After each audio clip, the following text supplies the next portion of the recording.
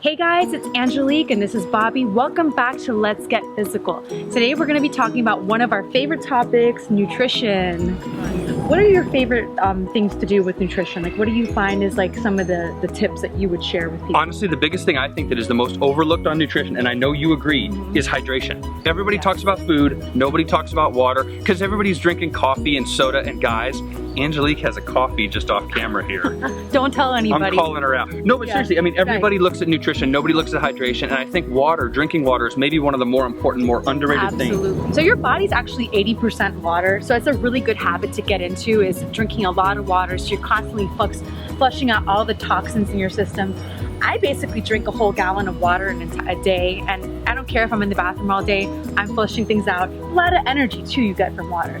And I think people overlook the fact that when you do exercise, work out, whether it's run or lift weights or whatever it is, your body gets sore, your muscles get sore, and water helps alleviate that pain. It makes your muscles work better, it makes your brain work better if you're at work all day. We've all been that kind of foggy, you know, you can't think very well, and water can actually be a key where people think maybe they're hungry or think they want a snack. They really just want a glass of water. Exactly. So most of the time, if you're getting hungry in the middle of the day or you're getting emotional about food, just feeling you want to eat but you just had lunch, chances are you are dehydrated. So it's just really important just to get some water.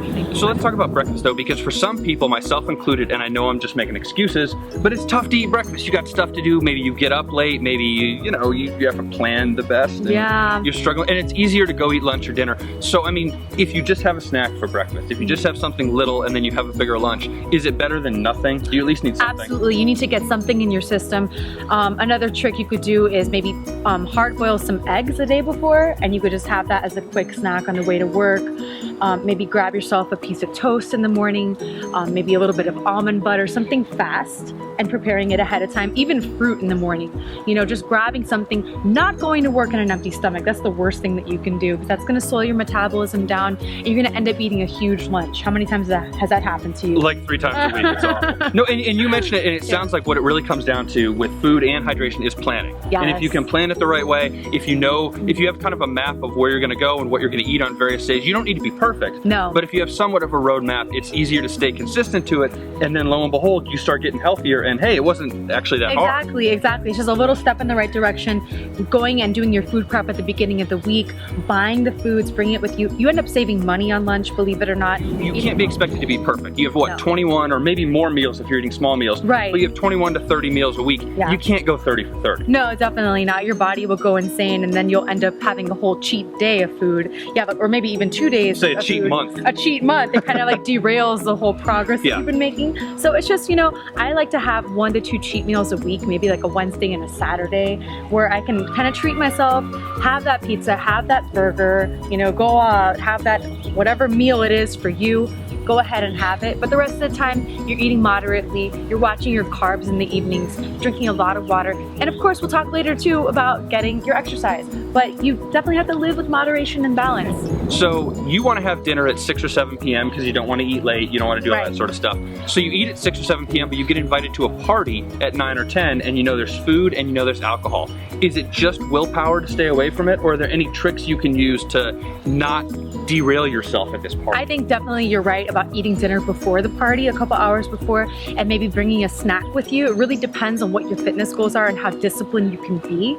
So, you know, I've brought protein shakes to parties before when I was getting ready for events. Hardcore. And that's pretty hardcore. I don't expect everyone to do that, you know, but what you can do is just kind of have a couple snacks, pick whatever hors d'oeuvres are there that you feel are not really going to derail your whole progress. You don't want to get to the party starving and then you're going to end up eating a bunch of food. You're going to end up drinking a lot. And guess what? A couple hours later, you're going to end up at Denny's having a grand slam because you're getting a little tipsy. So you want to make sure that you could still have fun. You could still have your drinks, but don't go to the party super hungry. That's the main thing.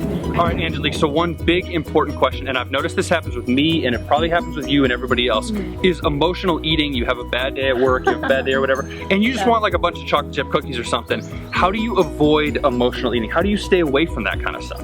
Well, knowing first of all that you have an emotional eating habit is the first way to conquer that. I would recommend taking a deep breath, try to resort to something besides food to get that emotion to go away. Ask yourself, why are you feeling that?